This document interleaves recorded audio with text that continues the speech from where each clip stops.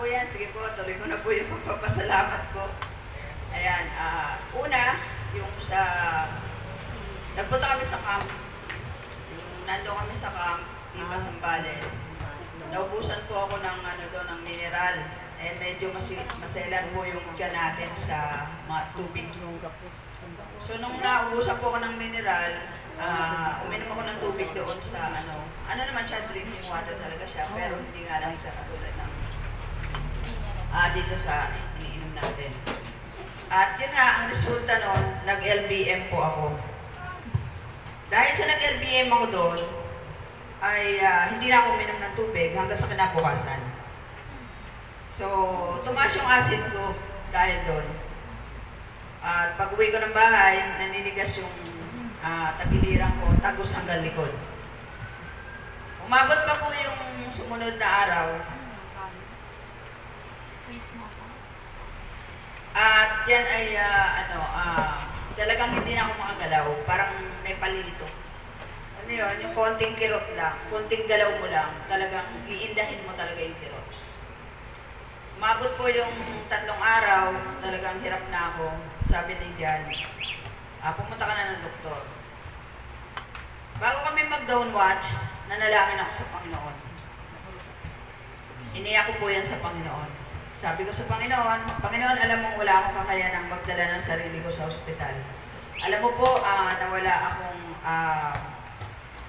wala kaming itutustos para sa panggamot, pero sa'yo libre lang. So, iniyak ko po yun dahil sabi ko sa kanya, alam kong hindi mo ako pababayaan dahil alam ko na ikaw ang aking dakilang manggagamot. At kung paano mo binigyan ng muli, binanggit ko uli sa kanya, bagamat ang mensahe ng Ezekiel, the dry bones, ay sa Israel, bigyan ng hope ang Israel. Pero ginamit ko po yun. Na kung paano niya nilagyan ng litid ang kalansay, buto, ay yung mga buto, nilagyan na ng laman at dugo. Kaya mo rin gawin sa akin ng Lord. Purihin ang Panginoon dahil yung araw na yun, okay na po ako. So walang doktor na nangyari. Ganun po tayo kamahal ng Panginoon kung aasa tayo sa Panginoon. Pangalawa po, yung aming prayer, everyday may prayer kami 2 mag-asawa patungkol sa ministry, bahay na hindi na kami uupa sa sakyan kung maaari lang. Sinabay na namin. At purihin ng Panginoon dahil package po yun ibinigay ng Panginoon. Kasalukuyan po kami ngayon na sinend out sa Kamarin, Caloocan. At yun ay magtatayo pa lang po ng church doon na kung saan ang aking kabiyak ang siyang magiging pastor doon. So kami po yung magpapasimula doon. Ang nandun pa lang ay youth center na kung saan ay may mga kabataan na tinuturuan na pero wala pang church. Pangalawa, yung tahanan, yung bahay na hindi na kami uupa na mas malaki, doble dyan sa aming tinitiran ngayon ay nung nakaraan.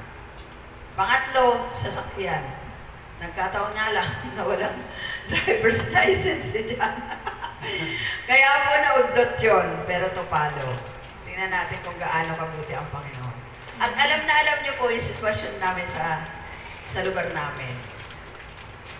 Tayo po bilang mananampalataya at lingkod ng Diyos, hindi po tayo pababayaan ng Panginoon sa ganung sitwasyon.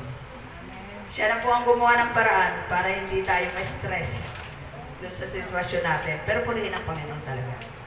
Dahil hindi pa po natin binabanggit, hindi pa natin sinasabi, may ginagawa na po siya. Amen. Ang tanong ko sa inyong mga kapatid, gaano nyo kamahal ang inyong mga kaanak, kaibigan, kapatid? Gaano nyo kamahal ito? Ang inyong anak, ang inyong nanay, gaano nyo ba sila kamahal?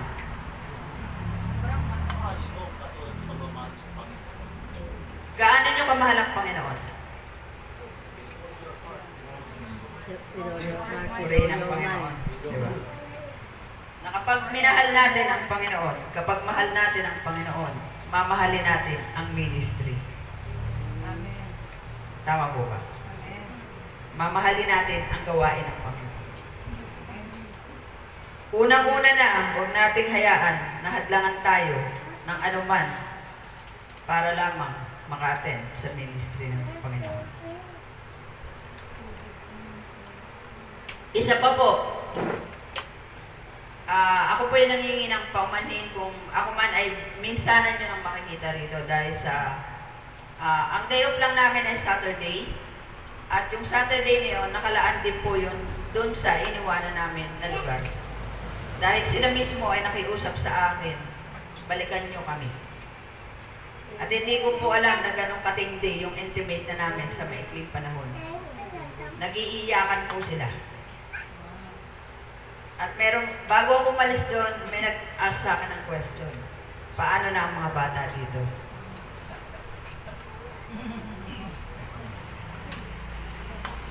Masyadong na-touch doon sa tanong. Bakit po? Hindi ko alam na ganun pala. Katindi na yung naitanim natin doon. Na gano'n na pala nila ako kakilala doon na hindi ko alam yun eh. Yung sa tanong na yun, malaman yun. Na ang ibig sabihin nun, kilala ka nila doon na tagapaghatid o tagabigay ng ano doon sa mga batang inspirasyon. So tayong manggagawa, tayong mananampalataya, preacher ka man, tagapaglingkod ka man, o ano ka man, basta't mananampalataya ka, may tungkulin tayo sa ating kapwa. Tama po? Amen.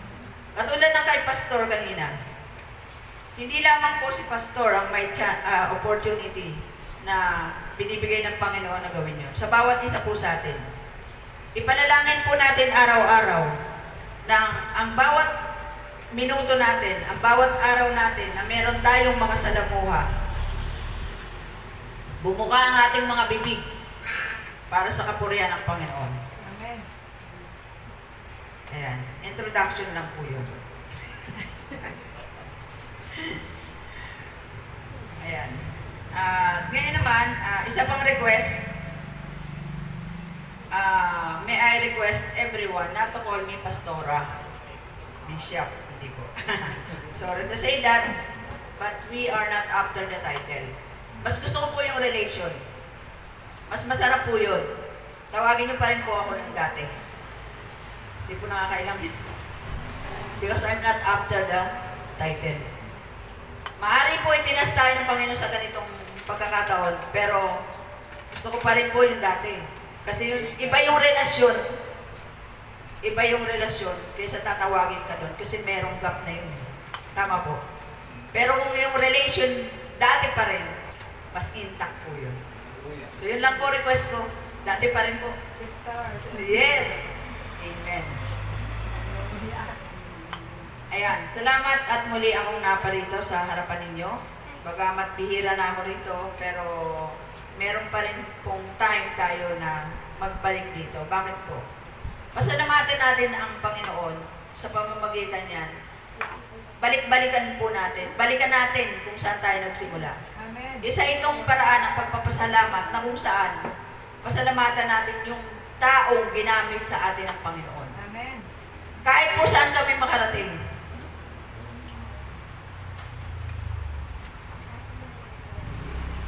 Babalik at babalik po kami sa House of Prayer. Amen. Ganun po tayo. Bakit po? Yung pong ginamit sa atin ng Panginoon, pasalamatan po natin. Amen. Ginamit po sa atin yun. Sila ang mga tao para tayo ay nandito. Nandyan ka sa kalagayan mo niyan. Pasalamatan po natin yan. Huwag na huwag po natin kakalimutan kung sino yung taong ginamit para sa atin. Amen. Eh yun po yung bilang pagpapasalamat po. Isa pa po, una po, sabi ko, magpapaumanhin po ako kung medyo mag-exceed. Hindi pa po ito yung topic natin.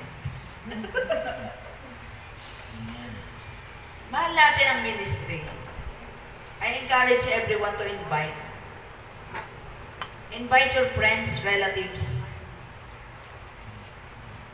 Huwag po tayong makontento na tayo na lamang ang laman ng House of Prayer. Meron tayong mga kakilala. Kapag tayo po ay lumalabas, may nakakasalamuha po tayo.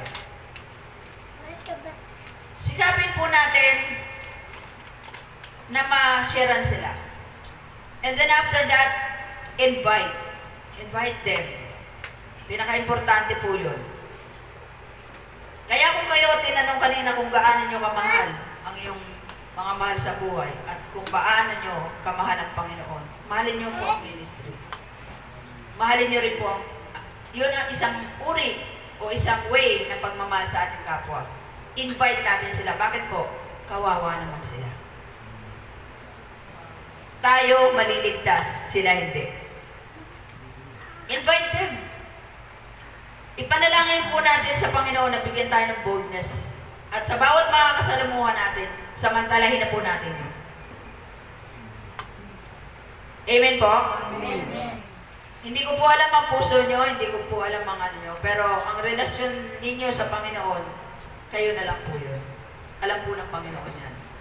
Kaya sikapin po natin. Kagaya ng sinabi ng pastor kanina, ito na yung panahon na talaga tayo dapat gumawa ng, kumbaga, ano na tayo, masigasig na tayo gumawa pa. Hindi na natin alam kung kailan, kung anong oras, pero datnan tayo ng Panginoon na nasa Kanyang presensya tayo. Well done, good, faithful servant.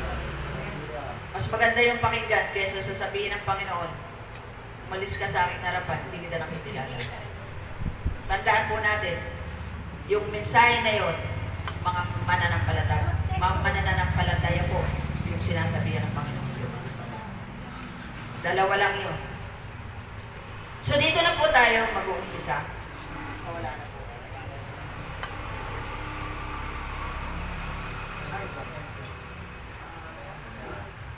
Ayan. Purihin ang Panginoon sa hapong ito. Ito na po yung start. Ang series ko ay How to Become a Victorious Christian. Yan ang po ang series ng preaching ko. Bakit po? Kasi kailangan po nating maging matagumpay bilang Kristiyano. At yung lahat po ng pinagdadaanan natin, kailangan alam natin kung paano tayo makakapanagumpay. Katulad nga ng sinasabi nyo kanina, napakahirap pagtagumpayan ang mundong ito. Pero paano nga ba natin magagawa ito?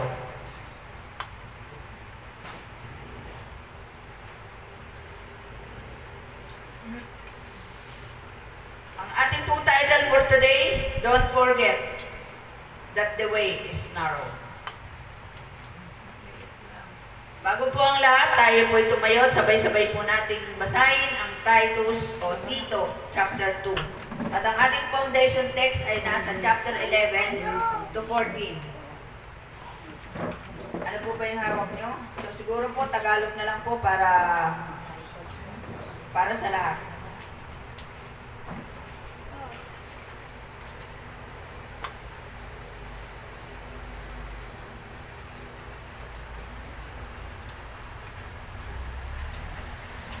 Say amen kung nakuha niyo na po na ano na po. Tito, chapter 2. Okay na po?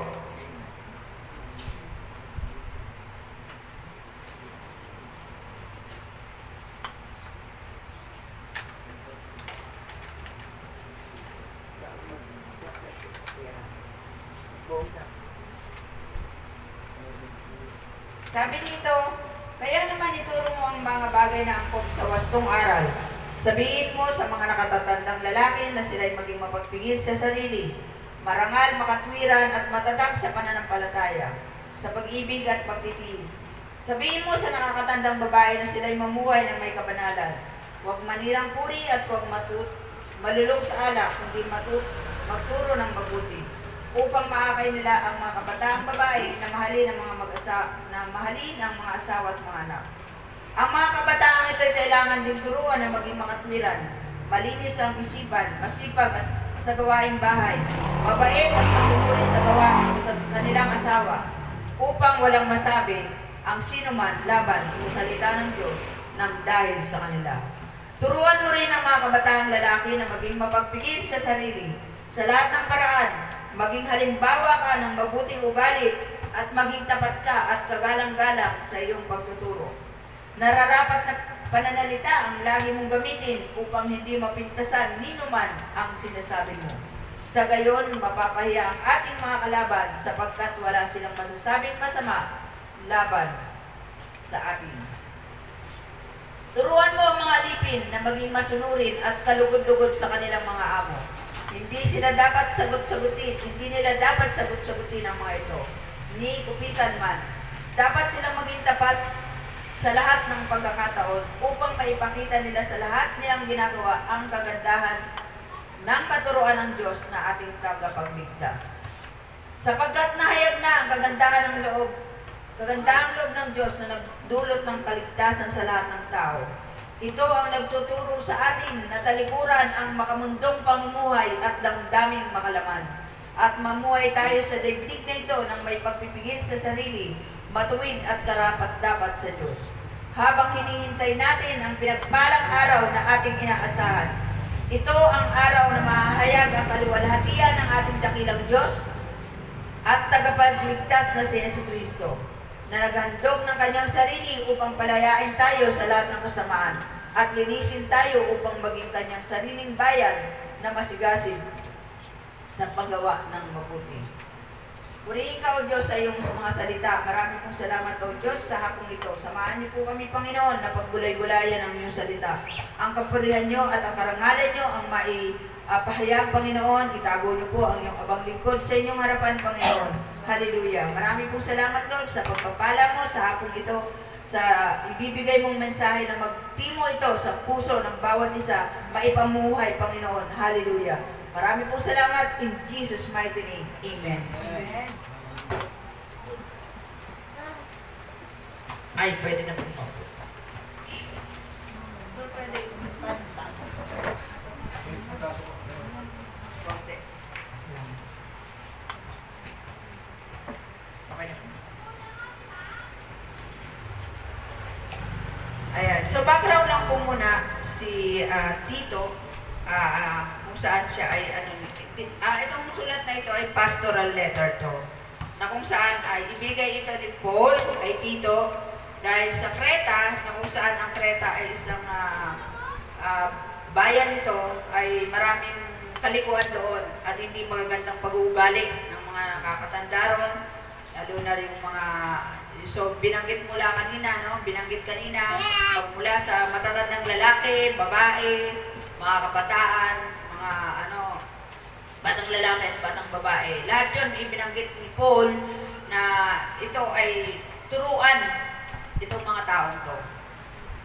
Ibinilin niya kay Tito ang wastong pamumuhay na nasa wastong aral. Di ba po? Na kailangang mamuhay na makita ng tao ang pamumuhay ng isang Kristiyano na kakaiba. Kakaiba ito. Na makita nila ito upang maging kuwara ng iba. So, yun po tayo. Kailangan natin maging kakaiba po yung ating pamumuhay sa ibang tao. Sa pamamagitan lamang po ng ating pamumuhay, makakapag-ano na po tayo. Makakapag-witness na po tayo doon. Sabi dito, English lang po yung nakalagay sa PowerPoint. Sabi sa verse 11, so ang foundation text po natin ay nasa verse 11 to 14. Ano ba yan? Hidaan dito eh. Dito to. Purihin ang Panginoon. So sabi dyan, Sa Panginoon eh. for the grace of God, Doon kayo mag-ano? okay lang po yan. Pwede po rin pumasok yung, hindi lang bola yung pumapasok dito, pero pwede rin pong pumasok yung tao rito. So, hindi po natin yung pinipigilan.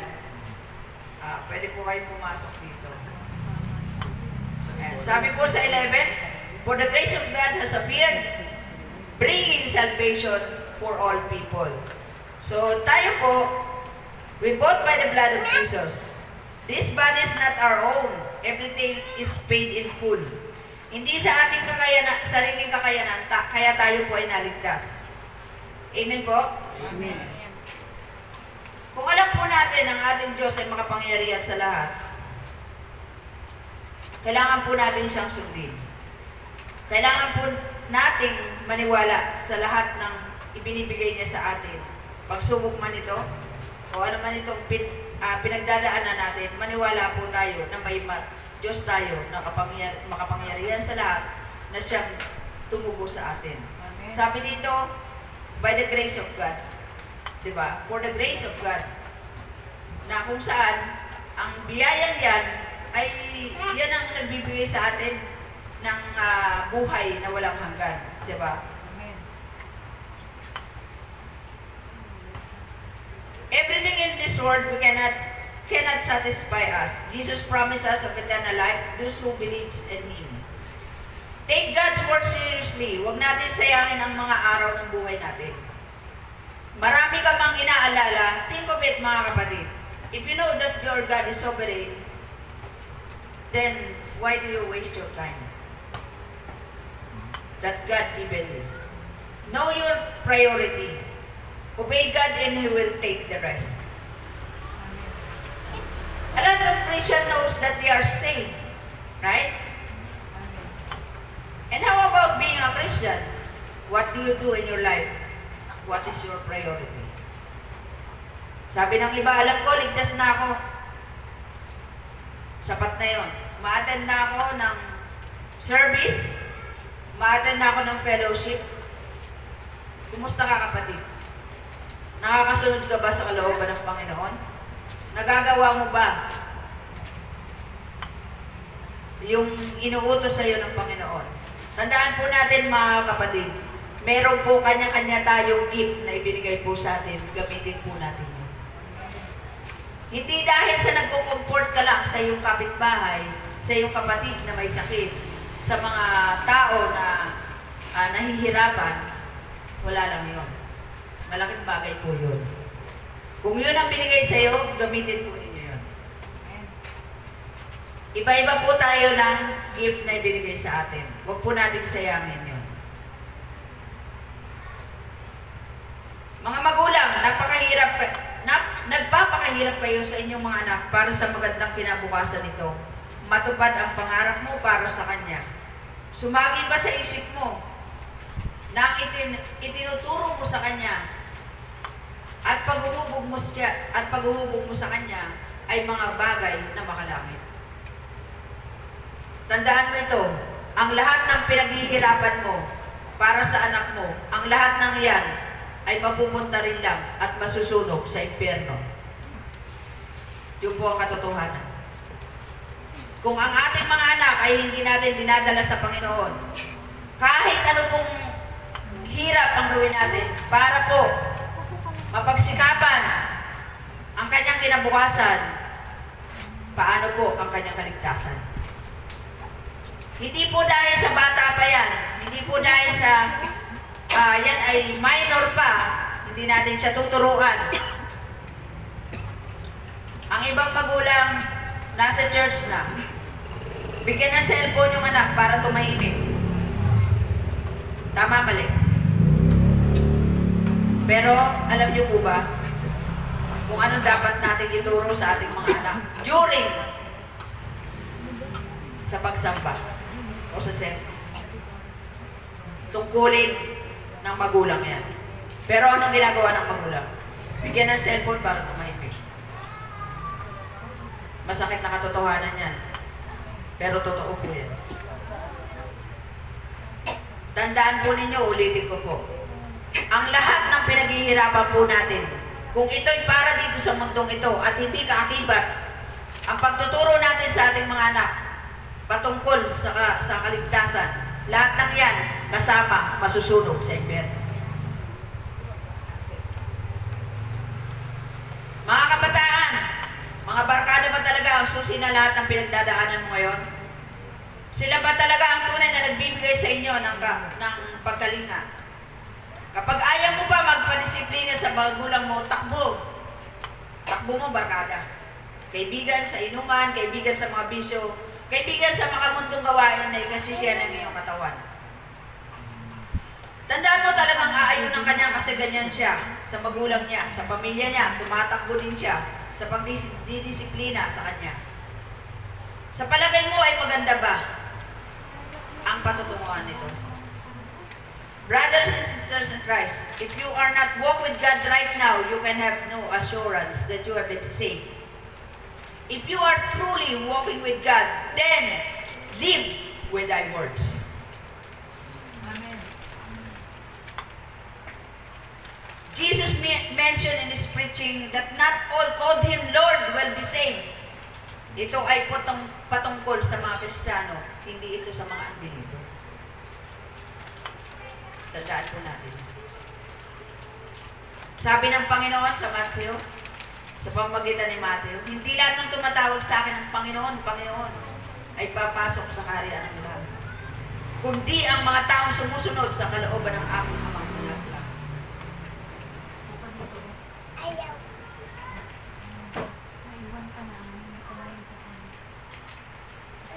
Sometimes we do not know that we are living in the flesh. Examine yourself. You are walking with God. If you are walking with God. Remember that good intention is not an act of obedience. Amen po? Amen. Good intention is not an act of obedience. Maari, maganda naman yung layunin natin. Pero kung hindi po yun, ang kalooban ng Panginoon, isang pagsuway pa rin po yun. Bakit po? Example na po natin yung kay Pastor, anong pangalan ng si Asa ba yun? Yung aso. Yung humawak sa tabernacle, na kung saan tumawid sila sa Ilog Jordan, kasama si David, natalisod sila. Ang ginawa niya, dahil siya ay tagahawak ng arko, para lang wag mahulog yung arko, hinawakan niya yun. Hindi ba't kabili-bili na ng Panginoon na wag hawakan niya? Anong intention niya ron? Maganda, di ba? Para wag mahulog ang arko. Pero bakit namatay siya? Hindi siya kasi sumunod. Kaya tandaan po natin yun. Good intention is not an act of obedience. Hilingin natin sa Panginoon kung anong kalooban niya talaga. Amen. Binibigay po niya yan. Amen. Amen. Wisdom na yan para sa amin. Katulad sa amin, hindi po ang word namin pumunta sa iba-ibang lugar. Mag-mission sa iba-ibang lugar, lalo na sa mga probinsya. Pero hindi yun eh. Dito ka muna. Susumunod kami sa pinagagawa ng Panginoon. Ay, sorry po.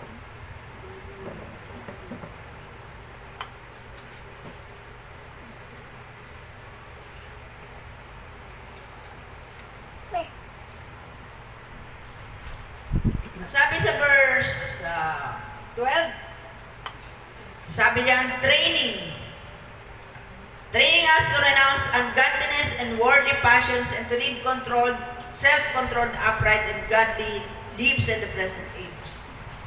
So, tinitrain tayo ng Panginoon sa wastong pamumuhay. Minsan meron tayong mga nai-encounter na hindi maganda para sa atin. Alam niyo po ba na tinuturuan tayo doon ng Panginoon? May mga hindi magagandang sitwasyon tayong nang kinakaharap. Katulad po dun sa kwento ko sa inyo, dun sa lugar na pinanggalingan namin. Pero yung mga bagay na yung pinaunawa ng Panginoon na may tinuturo siya doon. Kaya kung ano man po yung sitwasyon natin ngayon, ipagpasalamat po natin. Amen. Bakit po? May tinuturo po ang Panginoon para sa ating kalalago, para sa ating wastong pamumuhay. Huwag po natin ikadamdam yun. Sometimes, tumataas po yung ating pride. Tama po? Tumataas yung pride natin. Tama naman itong ginagawa ko. Pero bakit nangyayari sa akin ito? Magpakumbaba tayo sa Panginoon. Be humble to God. Amen. Upang malaman natin ang kanyang kalooban. So yung training na yan, marami pong paraan ng Panginoon para i-train tayo. Tandaan po ninyo ito mga kapatid. Kung nagiging malalim po tayo sa Panginoon, mas maiintindihan natin. Pain and sufferings, blessing. Amen. Yes po. Hallelujah. Yung sakit mo, sabi rin yan. Blessing yan. Blessing. Bakit po? Sa pamamagitan yan, nahahayag ang kapangyarihan ng Panginoon. Amen. Kaya ako pinauna sa inyo kanina. Tinestify ko sa inyo kung gaano nahayag ang kapangyarihan ng Panginoon doon sa nangyari sa akin. Amen. Hindi lang po yun sa akin, tandaan po ninyo.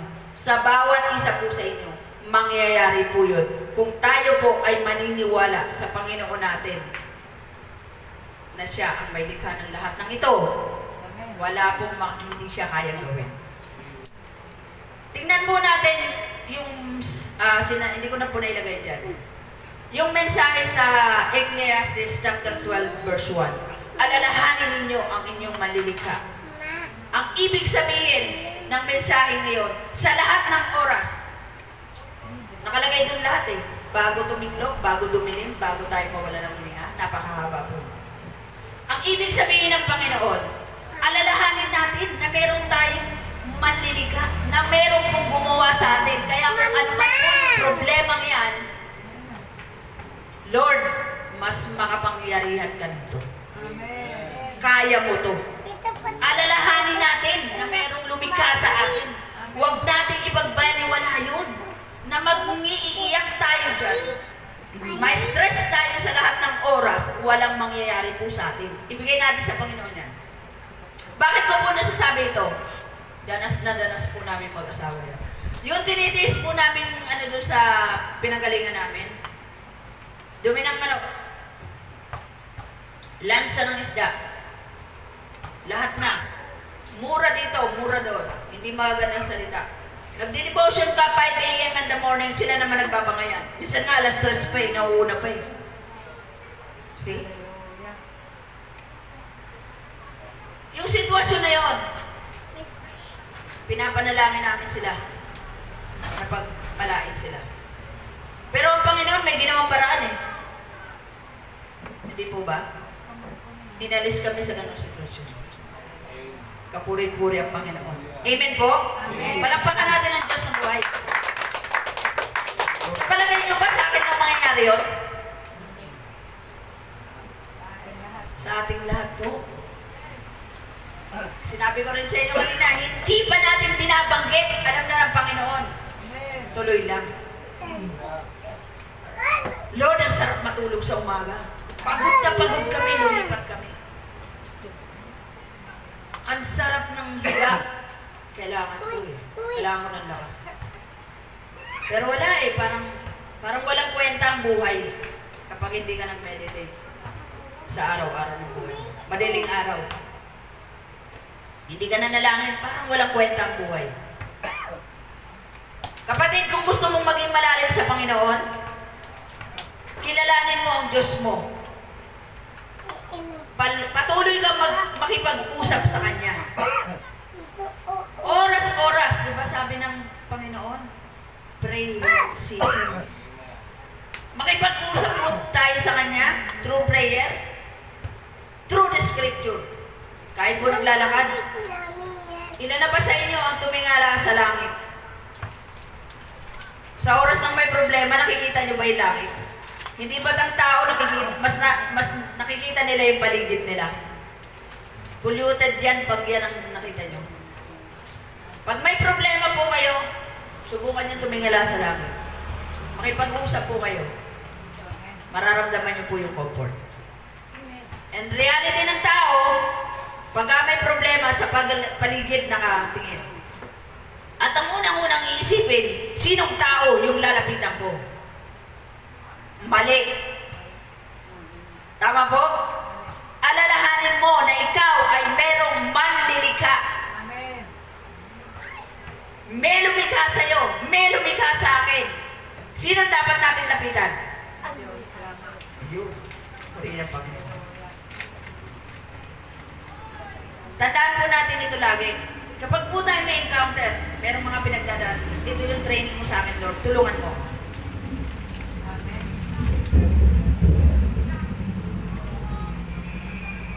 Sabi diyan sa 2 Corinto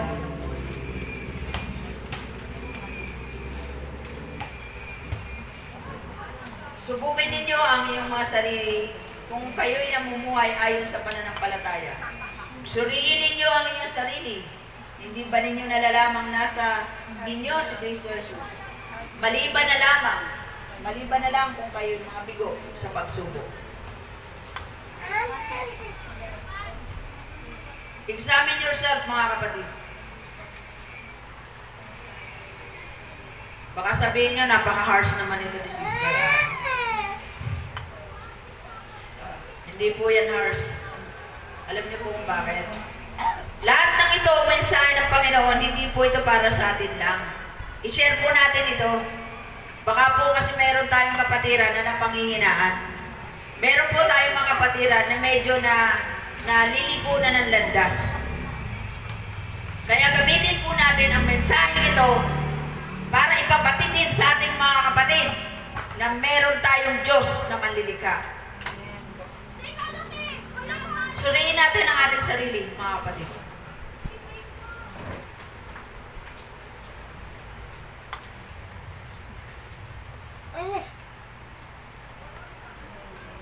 Ang sabi dito kay Tito, ano ba tinitrain kay Tito? To renounce ungodliness, worldly passion, and self-control. Lalo na po itong self-control na napakahirap para sa... Ako, aminado ako rito.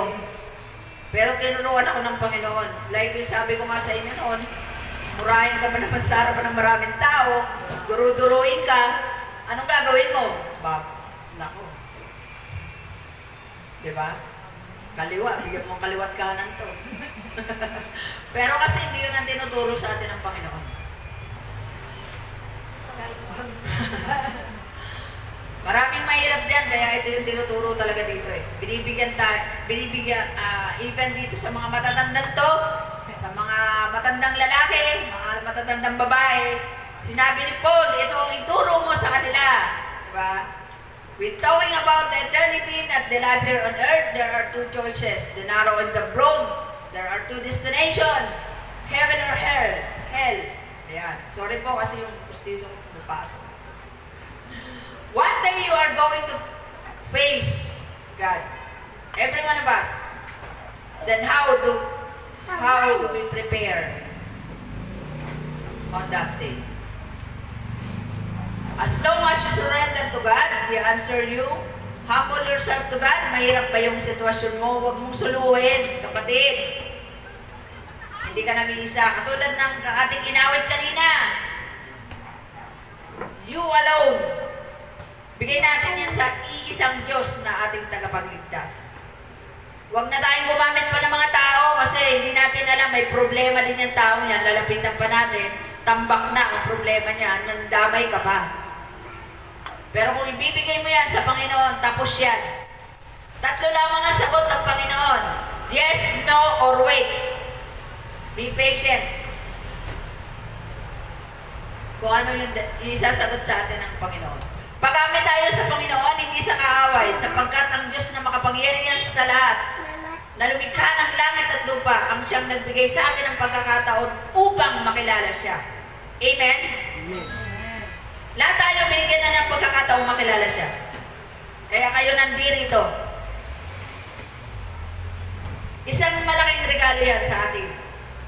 Naisip nyo na ba na magpasalamat sa Panginoon sapagkat hindi kayo nasama doon sa mga taong nagpapakamatay lamang para pumatay ng inosente? Naipagpasalamat nyo na po ba yan? Pag may nababalitaan po ako na ginagawa ng mga taong yun, ipinagpapasalamat ko po sa Panginoon na hindi ako kasali doon.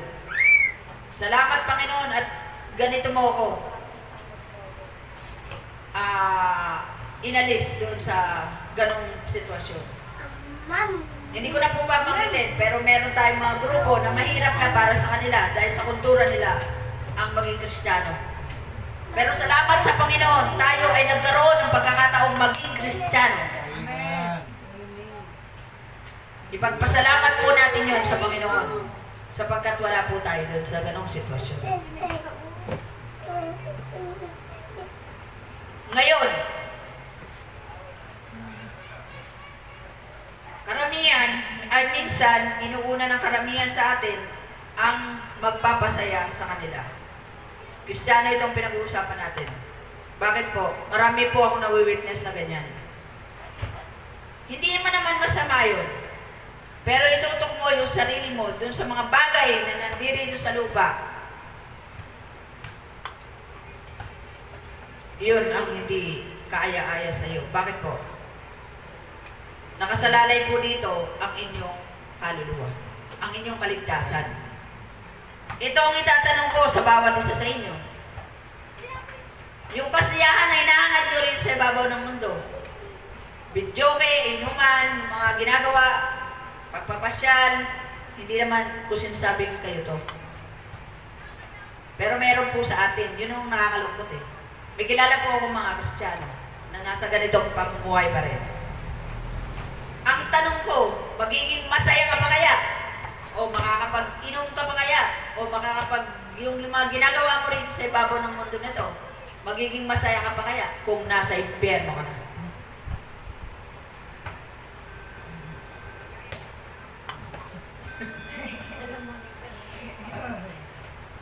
Bakit ko po yung sinasabi itong mga to? Tulungan niyo po, magtulungan po tayo. Marami po tayong kapatiran na ganyan. Hindi po kayo ito. Salamat sa Panginoon. Pero marami po tayo nakikita sa paligid natin. Maging ang ating kaanak. Huwag po natin hinahayaan sila na mawala na lamang sa daigdig na ito. Na wala silang nakikilalang Diyos. Na hanggang ngayon, sila ay namumuhay sa kalikuan. Ipaunawa po natin sa kanila, hindi po biro ang impyerno. Kung masaya ka sa buhay mo ngayon, pero hindi naman tama ang ginagawa mo, maging masaya ka pa kaya kung nasa impyerno ka na? Yun lang, malaking tanong ko. Feel the pain, endure it, at mamimiss mo ito. Tunay nga. Bakit ko po sinasabing mamimiss nyo yung mga paghihirap natin dito sa ibabaw ng mundo? Anong sabi ng Panginoon? Ang inihanda na sa atin ay hindi pa natin naisip man lang na ilarawan. Hindi natin kayang arukin kung ano yung inihanda ng Panginoon sa atin. Wala nang pag-iyak, wala nang pagkagutom, wala mo nang sakit. Di ba po? Endure mo na yan. Sabi ko sa iyo kapatid, mamimiss mo yan. Parang ayaw nyo. Di ba po? Ay, sinasabi ko lang sa sarili ko. Yung mga buto ko, pag ayan na, umiinit yung buong katawan ko, kala mo sisilapan eh. Ayaw nang gumalaw. Okay lang yan, dahil pag wala na ako rito sa katawang to, sorry ka na lang. Hindi na kita mararamdaman. Kaya sige, yan mo lang. Yan mo lang. Hanggang sa magsawa ka dyan. Pero alam po, Panginoon, tandaan niyo po ito, kung paano pong dumaing ang mga psalmist doon sa Book of Psalms, mga writer ng Psalm, gayon din po yung sinasabi ko sa Panginoon. Ganon din po ako dumadaing doon. Kaya halaga po sa atin na basahin ang banal na aklat. Sa pamamagitan nun, may guide po tayo. At kilala po natin ang Diyos natin. Amen.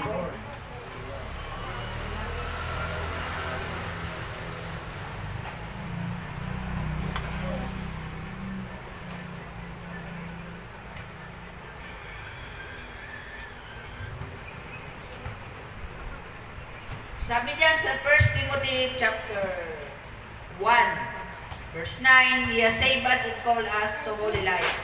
Not because of anything we have done, but because His own purpose and grace.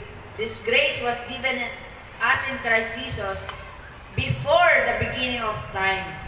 Antakin mo yan. Yung grace na yan, nagsimula pa. Before the beginning of time. Sabi sa 1 Timothy chapter 1 verse 10, sorry.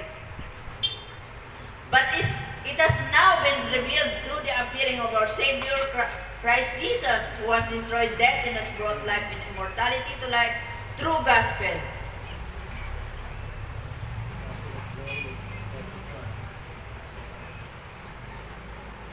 Sabi sa Titus, balik tayo sa Titus, verse 13. Sabi diyan, ano ba yung hinihintay natin? Blessed. Yun ang pinakahihintay natin. Tama po? Amen.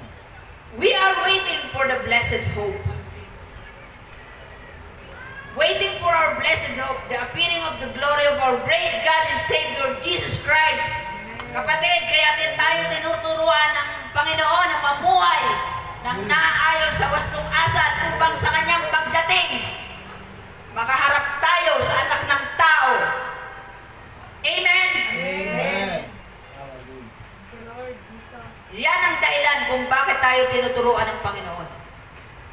Magpakatatag po tayo sa ating buhay na ito. Hindi po katwiran na tao lang ako. Kaya ako nagkakasala. Wala po yan sa katwiran ng Kristiyano. Ang katwiran ng Kristiyano, may Panginoon ako na magbibigay sa akin. Mag-aalalay sa akin. Tama po? Amen. Excuse me po.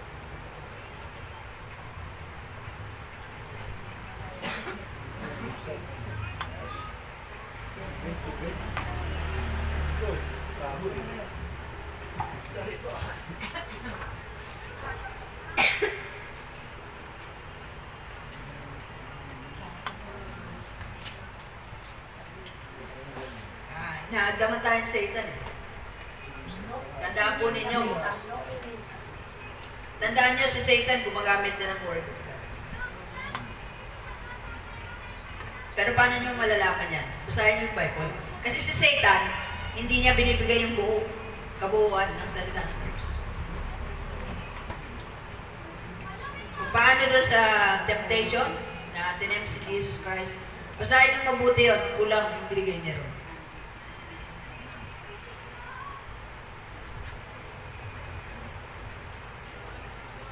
Sabi sa 14, who gave himself for us to redeem us from all lowliness and to purify for himself a people for his own possession who are zealous for good works. Ano gagawin sa atin ng Panginoon? To redeem us. Amen. Diba? Yung dakilang araw na hinihintay natin upang tayo ay kanyang tubusin, Amen. iligtas sa huling araw. Yan po ang mensahe natin. Ang mensahe ng Panginoon sa atin. Kung paano tayo makapamuhay upang tayo ay makaharap sa Kanya. We are a great sinner, right? But Jesus is a great Savior. Amen. We were not saved by the grace, we are saved by the grace of God. Not just to sit down and relax to our comfort zone. Kung saan ka naroon, kapatid, may purpose ka dyan. Gamitin mo ito para sa kapurihan ng Panginoon. Amen. In these verses, Paul highlighted what God did for us holy in His sight.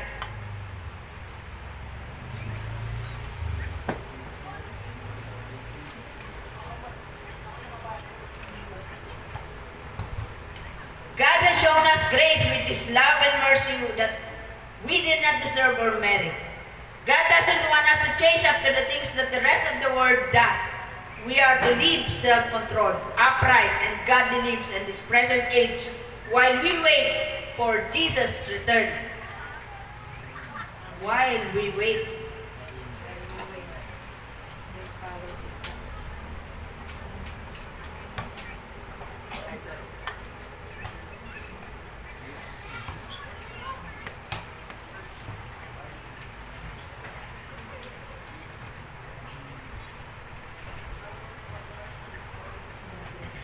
The book of Titus teaches us how we should live in this world while we wait for the coming of our Lord. Let's be productive people and set good examples for others that we may be more effective in convincing when we are trying to bring the lost to Christ. Kapatid, paano ka mag-share, mag-testimony, magiging witness kung ang sarili natin ay hindi naiiba sa kanila. Gusto mo magpahayag, gusto mo maglingkod sa Panginoon, ikaw ay Kristiyano, mamuhay ka ng maayos. Sundin mo kung ano sinasabi ng Panginoon, ang wastong aral ng pamumuhay. Most importantly, let's remember Christ who gave Himself for us to redeem us from all wickedness and to purify for Himself a people that are His very own, eager to do what is good. Amen. Don't forget that the way is narrow. Any time of the day we fall, break and wounded. Be strong in faith, strong in love, strong in patience. while we wait for the coming of Jesus Christ. Amen. Ulitin ko po mga kapatid, be strong in faith, strong in love, strong in patience. While we wait.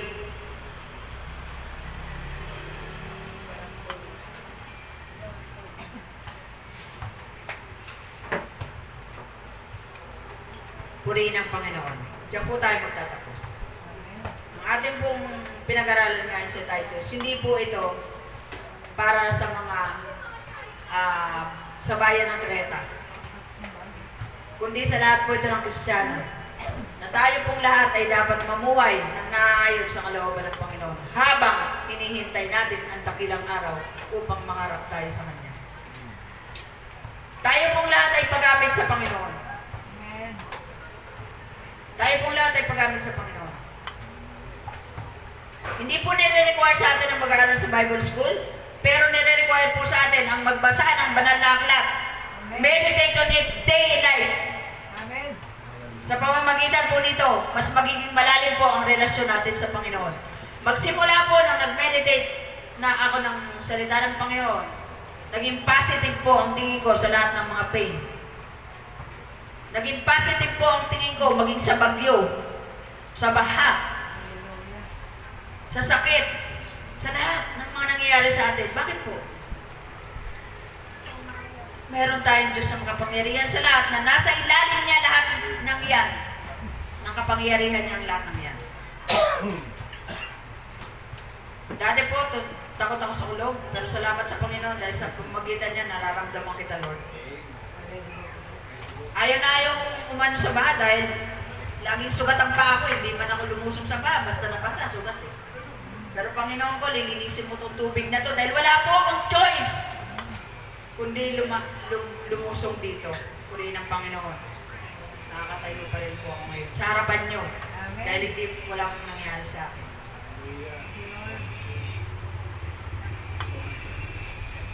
Mahirap ba mamuhay na bilang Kristiyan? Marami nagre-reklamo. Diyan, hirap ng buhay dyan, TJ, pagkakristyano. Pero tandaan natin to, masigit na masaya ang pagiging Kristiyano. Amen. Purihin ang Panginoon, pasensya na po kung ako ay nag-exit ba ako. Ito naman po ay, itong mensahe na po, tandaan niyo po ito, hindi lang po ito para sa atin. Ako po, tinuturuan din ako nito. Bawat gumagawa po ako ng mensahe, tinuturo po sa akin to. Ituro sa atin para i-share din natin sa iba. Amen. Dahil hindi po natin gusto na tayo lang ang maligtas. Dahil hindi po yan ang puso ng Panginoon. Hindi po service ng Panginoon. Ano sabi niya sa 2 Peter chapter 3 verse 9? Ang hindi pa niya tinutupad na pangako ay ang pagdating niya. Sapagkat binibigyan niya ng pagkakataon ng lahat makapagsisi at tumalikod sa kasalanan dahil ayaw niyang may mapahamak. Dapat ganun din po ang kaisipan natin. Amen. Alam niyo po, pag tinitingnan ko yung iniwan kong lugar, Lord, kaawaan mo sila. Magpadala ka pa po ng mga manggagawa dito dahil napakarami po nila. Kung titingnan mo, yung mga to, tsura pa lang. Parang hindi pa huhuli ng buhay. Isisiran mo pa ba? Hallelujah. Diba? Hindi. Mahal ng Panginoon yan eh. Amen. Kaya nakalito ang Panginoon. Diba? Para sa Panginoon. Nagmumura yan araw-araw eh. Lagi nakaporma ng ganito yan eh, mga gantuhan. Lalapit ka pa ba dyan? Mahal ng Diyos yan eh. Sabi ko sa kapitbahay, pasalamat ka, mahal ka ng Jesus eh. Kung ako lang, di kita mamahalin. Tunay nga, di ba? Kasi pag tinignan natin sa sarili natin, di natin kayang mahalin yan. Murahin mo ako araw-araw, magmumura ka dyan, mahalin kita. Hindi ko gagawin yan. Pero, huwag natin tingnan ang sarili natin. Tingnan natin ang Panginoon. Lulukin na natin yung ano natin eh. Bakit? Alipustahin man tayo ng tao. Ako nga, sinabihan pa si Raulo eh. Bakit po? Doon sa tinira namin dati sa Villarreal. Ako na inaway. Sinigaw-sigawan pa ako. Pagdating ng hapon, pinunta ko sa bahay, niyakap ko pa, ako pa umiyak, nanghingi ng paumanhin. Sabi nung katabi namin Kristiyano, luka-luka ka na ako, Kristiyano ko, hindi ko gagawin yan, sa paano ko galing yan. Pero kasi sinabi ng Panginoon, ayaw ka? Sino ba nag-uutos sa'yo? Lord. Oo. Ay, lunukin mo na yan, hayaan mo na yan. Total, Panginoon naman ang magtataas sa iyo eh. Tama? Purihin ng Panginoon. Kaya nga yung pagmumura nila, at pagduduro nila sa amin, pinakita namin sa kanila kung ano yung biyaya ng Panginoon na ibinigay sa amin ngayon. Pinagmalaki ko ron. Wala tayong pera, wala kahit ano. Pero may mga taong ginamit ang Panginoon. Amen. At yung taong yun na ginamit din sa amin na mag-sponsor sa ibang bansa, pinapanalangin din natin yan. Even though ginamit yan ng Panginoon sa atin, pero tayo, mga taong ginagamit para sa atin, ipanalangin natin yan. Dahil yan ay, ang Panginoon ay may kinalaman dyan. Okay na po. Salamat po sa Panginoon. Tayo po ito ngayon. Salamat natin yung Panginoon. Tayo manalangin.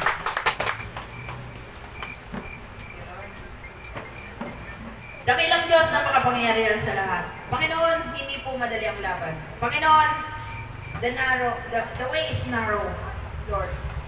Pero Lord, Ikaw po ang magbubukas nito, Panginoon, para sa amin. Ikaw po ang magpapatag ng daan para sa amin. Lord, Ikaw po ang maggagabay sa amin. Kami man ay madapa. Ilang beses man kaming madapa, Panginoon. Kami po ay yung itatayo, Panginoon. Palalakasin niyo po ang aming mga tuhod, ang aming katawan, Panginoon, upang kami ay makapamayagpag, Panginoon. Sabi niyo, Lord, those who hope in the Lord will renew their strength. They will soar on wings like eagle. They will run at get weary. They will walk and not be faint. Kaya Lord, huwag niyo kaming hayaang mamhina. Gamitin niyo po ang aming mga katawang panlupa. Gamitin niyo po kami, Panginoon, upang sa buhay na ito, makapaglingkod kami sa iyo. Sa anumang paraan, Panginoon. Yes, O God. Maging sa aming pamilya, maging nasa tahanan man kami, nasa trabaho, nasa palengke, o nasa ang lugar, Panginoon. Gamitin niyo po ang bawat isa, Panginoon, na ang kapurihan niyo po ang maipahayag, Panginoon. Yes, O God. Ang aming mga bibig na natitikong, Panginoon, sa oras na kami ay may makaharap, Panginoon, ibukan niyo po ito, Panginoon, at magsalita po kayo sa pamamagitan namin. Maraming pong salamat, O Diyos na buhay, dakila at mga pangyarihan sa lahat. Sa hapong ito, Ikaw ang napapurihan. Kami po ay nagpapasalamat sa iyong kabutihan, sa iyong mensahe sa amin, Panginoon. Tulungan niyo po kami na makapamuhay na ayon sa iyong kalooban. Maraming pong salamat. In Jesus' mighty name, Amen. Thank you, Lord.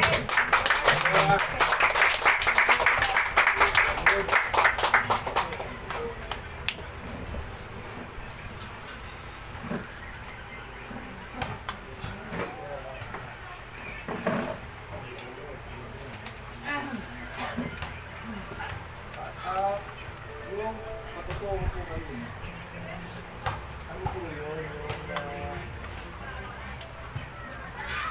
kasi kinuwento niya sa akin, nung nasa Japan siya, magpapakamay na sa siya. Tapos, ang gagawin niya, nasa tulay siya nasa tulay. Pero hindi siya tumatalon. May intersection, tapos ng intersection, may tulay. Nandun siya sa tulay. Pag nagkaroon ng go signal, saka siya tatawid. Pasagasan siya. Pero meron daw nakakuha ng pansin sa kanya, isang babaeng naka-yukong-yuko. Ang nakayuko ba? Parang eto, ganun. Hindi niya naman tutulungan niya kasi patawid din eh. Patawid din. Nawala yung gusto niya magpakamatay. Tinulungan niya talaga. Tinulungan niya. Tapos binigyan niya ng ilang 1,000 yen. Binigyan niya. Pagkabigyan niya ng 1,000 yen, biglang nawala. Ay. Tapos,